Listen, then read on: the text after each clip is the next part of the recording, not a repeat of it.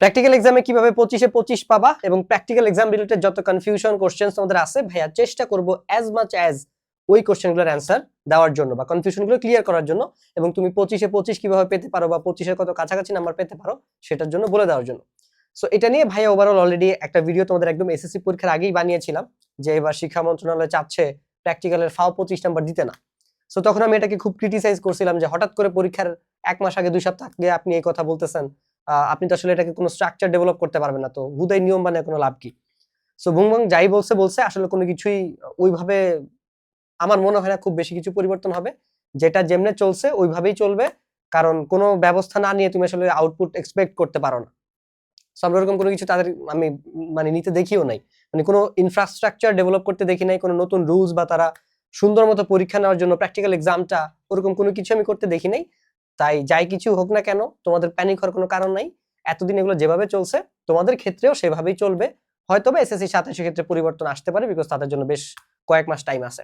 So কিভাবে এতদিন ধরে প্র্যাকটিক্যাল এক্সাম গুলো চলতো ভাই, মোটামুটি রিয়েলিস্টিক সিনারিও গুলো তোমাদেরকে একটু বলার চেষ্টা করি। সো নরমালি অনেক স্কুলে হচ্ছে গিয়ে ফাও নাম্বার দিয়ে দেয়, টাকা পয়সা লাগে না। অনেক স্কুল মানে তোমাদের সেন্টার যেখানে পড়বে সে তাদেরকে টাকা পয়সা দেওয়া লাগে, তাদেরকে বলতে আসলে বোর্ডের লোকজনকে আর কি টাকা পয়সা দেওয়া লাগে, টাকা দিয়ে আসলে 25-এ 25টা কেনা হয়। এটা অনেক সময় স্টুডেন্টদের টাকা দেওয়া লাগে, অনেক সময় স্কুল কর্তৃপক্ষই মানে তুমি যে স্কুলে পড়ো সেই স্কুল কর্তৃপক্ষই আসলে দিয়ে দেয়।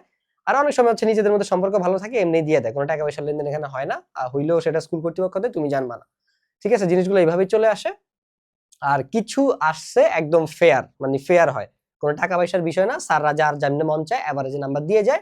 অথবা তোমার যে ওভারঅল যে জিনিসগুলো তুমি সাবমিট করবা সেটা হোক তোমার প্র্যাকটিক্যাল খাতা বা যতটুকু তুমি রিটেন লিখে জমা দিতেছো ওটার উপরে বেস করে মোটামুটি একটা এভারেজ নাম্বার দিয়ে দেয়, ভাইবা টাইবা কিছু নেয় না।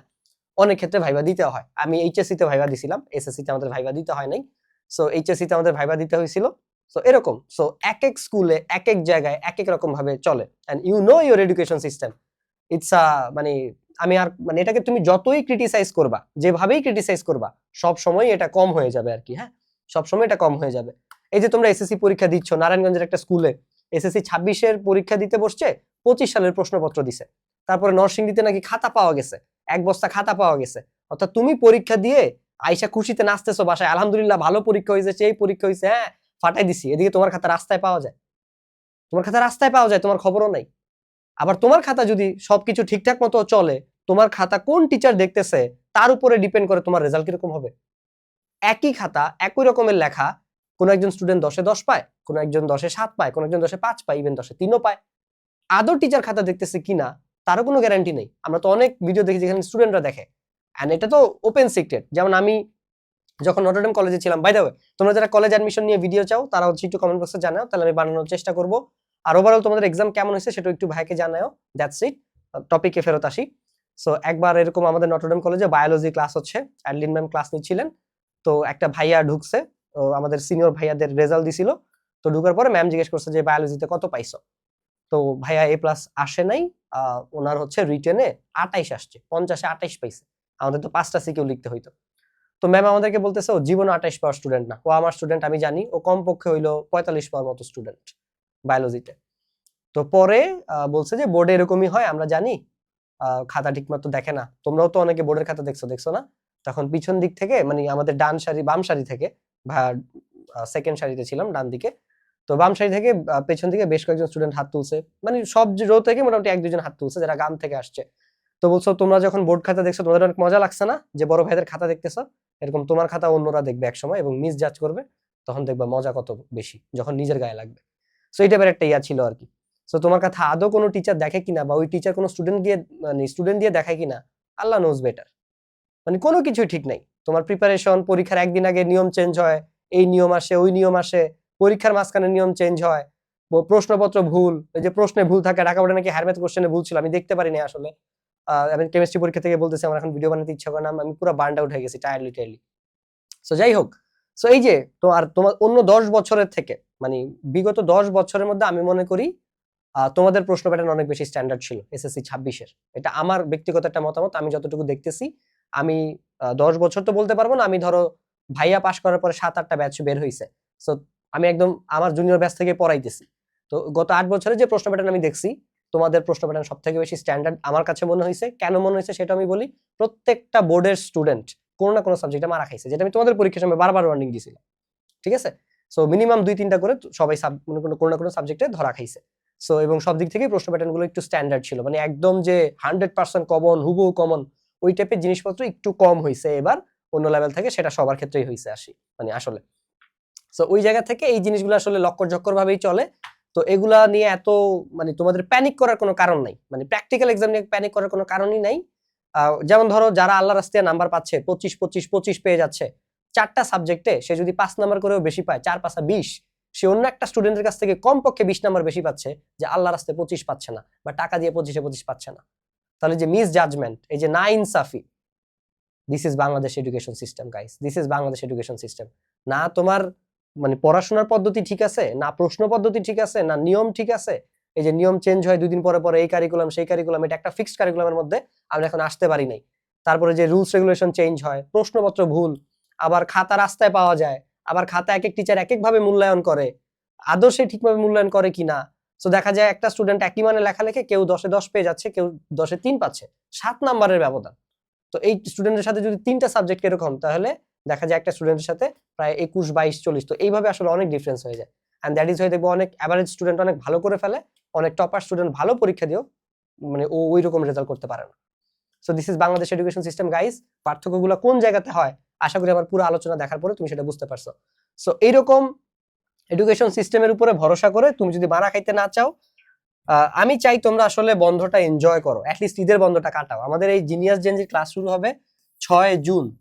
ঠিক আছে, আমরা 6 জুন ক্লাস শুরু করব ঈদের বন্ধের পরে। আমরা হয়তো 5 তারিখেও শুরু করতে পারি, বাট আমরা 6 জুন থেকে ক্লাস শুরু হবে এবং 12 জুনের মধ্যে এটা শেষ হয়ে যাবে। এবং এটা 10-12 ঘন্টার একটা ট্রেনিং সেশন, যেখানে টোটাল 7টা স্কিলসে তোমরা মানে 7টা স্কিল ডেভেলপমেন্টে আমরা কাজ করব। Leadership, time management, presentation, public speaking, all about AI and marketing, এবং অন্যান্য তোমাদের যে সমস্ত আবেগের জায়গা আছে, কমিউনিকেশন, ইংলিশ, এগুলো কিভাবে আমি শেখাবো না ডিরেক্টলি, বাট কিভাবে তোমরা এগুলো শিখে নিতে পারো আমি সেই ওয়েগুলো তোমাদেরকে বলে দিব। সব থেকে স্মার্টেস্ট ওয়েগুলো বলে দিব, তোমার জীবনেও আর এগুলো নিয়ে কোনোদিন টেনশনও করা লাগবে না। মানে তুমি জানবা যেগুলো কিভাবে রাইট ওয়েতে শিখতে হয়, তুমি সেই ওয়েটা জানবা। এরপরে তুমি শিখবা কি শিখবে না সেটা তোমার পরিশ্রমের উপরে, তোমার নিয়তের উপরে ডিপেন্ড করে। ঠিক আছে, সো স্পোকেন ইংলিশ আমরা তোমাকে ডিরেক্টলি শেখাবো না। তুমি 10 বছরে শিখতে পারো না, আমরা তোমার 7 দিনে কেমনে শিখাবো, বাট আমি তোমাকে একদম রোড ম্যাপ দিয়ে দিব তুমি কিভাবে নিজে নিজে শিখতে পারো।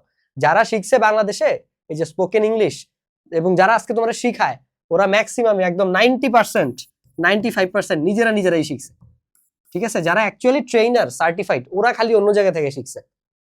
যারা এই যে তোমার প্রোনাউন্সিয়েশন শিখায়, ঠিক আছে, ওরা ছাড়া বাকি সবাই সেলফ লার্ন, ইনক্লুডিং মি, সবাই নিজেই শিখছে। তোমার মতো খালি গুতাগুতি করে না যে কিভাবে 30 দিনে স্পোকেন ইংলিশ শেখা যায়, এই করা যায়। তো সেই অ্যাকচুয়ালি নিজে শেখার ওয়েটা কি, সেই রোড ম্যাপ গুলো আমি তোমাদেরকে শিখিয়ে দিব।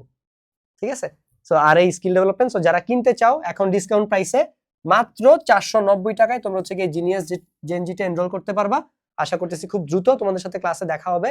এন্ড ভাই খুব একটা মিথ্যা কথা বলি না, আসলে মিষ্টি, সেটা যতই মিষ্টি হোক দিন শেষে সেটা ডায়াবেটিসের কারণ, তোমার স্বাস্থ্যের জন্য ক্ষতিকর। আর তিতা খাইতে তিতা লাগলো, সেটা তোমার স্বাস্থ্যের জন্য আসলে হেলদি।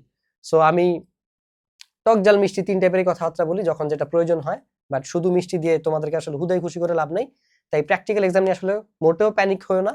তোমার লেখা শেষ হয় নাই, তুমি লেখা শেষ করো। তুমি হইতেছে গিয়ে, আমি ভিডিওটা আসলে এভাবে আপলোড করে দিব, জানি না তোমরা এটা কিভাবে নিবা। মানে মূলত আমি এভাবেই কথাবার্তা বলি, আমার কথাবার্তা বলার স্টাইল এইটাই। তো আমি প্র্যাকটিক্যাল, তোমার লেখা শেষ হয় নাই, খাতা লিখো। আমি নিজেও আইসিটিটা মনে আগের দিনই শেষ করছিলাম। তারপর হচ্ছে কি আমার কেমিস্ট্রিটা একটা মানে লেখা বাকি ছিল এক্সাম, মানে প্র্যাকটিক্যাল, আমি এটা লিখে নিজের খাতা নিজে সাইন করছি। জাস্ট স্যারের সাইনের ছবিটা নিছি, আমার যিনি স্যার আছেন ওনার সাইনটা কিরকম বন্ধুরে বলছি ছবি পাঠাও, ও ছবি পাঠাইছে মেসেঞ্জারে। তো তারপরে আমি ওটা দেখে নিজেরটা নিজে সাইন করছিলাম এরকম। সেগুলো নিয়ে প্যানিক হওয়ার কিছু নাই। এগুলো তোমরা যতটা একদম মানে প্যানিকড হয়ে থাকো, এত প্যানিকড হওয়ার কিছুই নেই। চলে সব আল্লাহর রাস্তায়। ঠিক আছে, এগুলো সব আল্লাহর রাস্তায় চলে। মানে হয় স্ক্রিপ্টেড নাম্বার, এমনিতেই নাম্বার পেয়ে যাবা, নাহলে এভারেজে একটা নাম্বার তোমরা দিয়ে দিবে, এই আর কি। সো চেষ্টা করো একটু 1-2টা নিজেরা পড়ে যাওয়ার, যাতে বানে হইলেও লিখতে পারো। যদি ওখানে আবার হঠাৎ করে হুজুর হয়ে যায় কোনো বোর্ডে, সেটা কিন্তু সতর্কবার্তা দিতেছি, একটু সিরিয়াসলি মাইনো। যে প্র্যাকটিক্যাল তুমি খাতায় লিখছো, একটু রিডিং পড়ে যাও যে কি লিখছো, যাতে ওখানে যদি কোনো কাহিনী করে, যাতে তুমি নিজ থেকে কিছু লিখতে পারো, যাতে একদম ফাঁকা খাতা জমা দিতে না হয়। ঠিক আছে, অ্যাটলিস্ট এটা কইরো। ঠিক আছে, সো ওভারঅল এটাই, মানে জাস্ট দিন শেষে একটা কথাই বলবো, প্যানিক হওয়ার কোনো কিছু নাই। তোমার কাজ হচ্ছে কি তুমি প্র্যাকটিক্যাল খাতাটা যদি লেখা না হয় লিখো, সাইন নিয়ে যাও, তারপর হচ্ছে কি তোমার যেগুলো তুমি লিখছো যতটুকু এগুলো একটু রিডিং করে যাও। আর ভাইবার জন্য কিভাবে প্রিপারেশন নিবা, যে ভাইয়া যদি আমার ভাইবা হয় কিছুই না, তোমার যে এসকিউ কোশ্চেন গুলো আছে যদি কেউ প্রিপারেশন নিতে চাও, কারণ যার নেওয়ার যার পড়া হয়েছে তার 2 বছর হয়েছে, আমার তুমি মানে 1-2 দিন পরে কিছু করতে পারবা না, বাট তারপরেও যদি কেউ ওভার কনসিয়াস থাকো, অতিরিক্ত আতঙ্কিত থাকো, তাহলে তুমি তোমার ওই জ্ঞানমূলক এসকিউ গুলো ওগুলোই পড়ে যেতে পারো, দ্যাটস ইট। এগুলোই আসলে সংখ্যা টঙ্কা সূত্র টুত্র এগুলোই জিজ্ঞেস করবে, সংকেত টঙ্কেত এগুলোই জিজ্ঞেস করবে, এর বাইরে আসলে কিছুই না। আহামরি তোমার এমন কোনো মানে এক্সপ্লেইন করতে পারবে না, বড় কিছু না, 2-1টা প্রশ্ন করবেই, ঠিক আছে, যদি ভাইবা নেয় আর কি। বাট ভাইবা নেওয়ার সিস্টেম আছে, বাট আমাদের দেশে সেগুলো হয় না। যেটা ভাই বলছি সব জায়গায় একই স্ট্যান্ডার্ডে হবে না, তো এগুলোর কোনো নিয়ম নাই। আবারও বলতেছি, এটা বলে ভিডিও শেষ করে দিয়েছি, আর বড় করবো না। এক এক জায়গায় এক এক ভাবে চলে, আল্লাহ রাস্তিয়া সিস্টেম যেইভাবে যা মানে আর কি। That's it guys. এরপরও কোনো কনফিউশন থাকলে, ডাউট থাকলে কমেন্ট বক্সে জানাও, আমি চেষ্টা করব তোমাদের জন্য আলাদাভাবে আবার মানে সেগুলো আমি পার্সোনালি রিপ্লাই দেওয়ার ট্রাই করবো। That's it guys, thank you so much. And যারা জিনিয়াস জেনজিতে আমরা ভাই, পরে আমি এগুলো নিয়ে আলাদা আলাদা ভিডিও বানাবো, যে কেন লিডারশিপ শিখতে হবে, কেন এই বয়সে তোমার প্রেজেন্টেশন পাবলিক স্পিকিং শিখতে হবে, কেন এই বয়সে এখনই তোমার মার্কেটিং শিখতে হবে, কেন শেখা প্রয়োজন, আমি ডিটেলসে বুঝাইলে তুমি তখন এমনিতেই কিনবা। কিন্তু কথা হচ্ছে আমি ভিডিওগুলো বানাইলে আমার আলাদা করে একটু খরচ হবে, এই যে আমার ডিজাইনারকে টাকা দিতে হবে, আমার ভিডিও এডিটরকে টাকা দিতে হবে, তো এই টাকাটা আমার তুলতে হবে না। তো সেক্ষেত্রে তখন 490 টাকা তোমার কাছ থেকে ভাইয়ের 990 টাকা রাখতে হবে, কিচ্ছু করার নাই। ওটা তো আমি নিজের আর আমার পকেটে টাকাটা ঢুকবে না, হয়তো আমি 500 টাকা বেশি নিব, কিন্তু টাকাটা চলে যাবে ডিজাইনার আর এডিটরের কাছে। তো এই জন্য এখন আমার কষ্ট হইতেছে না, আমি রিলেটেবল ভিডিওর মধ্যে প্রমোশন করতেছি, নিয়ে নাও জেনুইনলি। 490 টাকা এতগুলো স্কিল তোমার কেউ দিবে না ভাই। আর তোমাদের লাইফের সব এটা নিয়ে আলাদা ভিডিওতে কথা বলবো, যে এসএসসির বন্ধ আসলে কি কি করা উচিত, তখন বলে দিব। দ্যাটস ইট, ভিডিও এখানেই শেষ। আসসালামু আলাইকুম।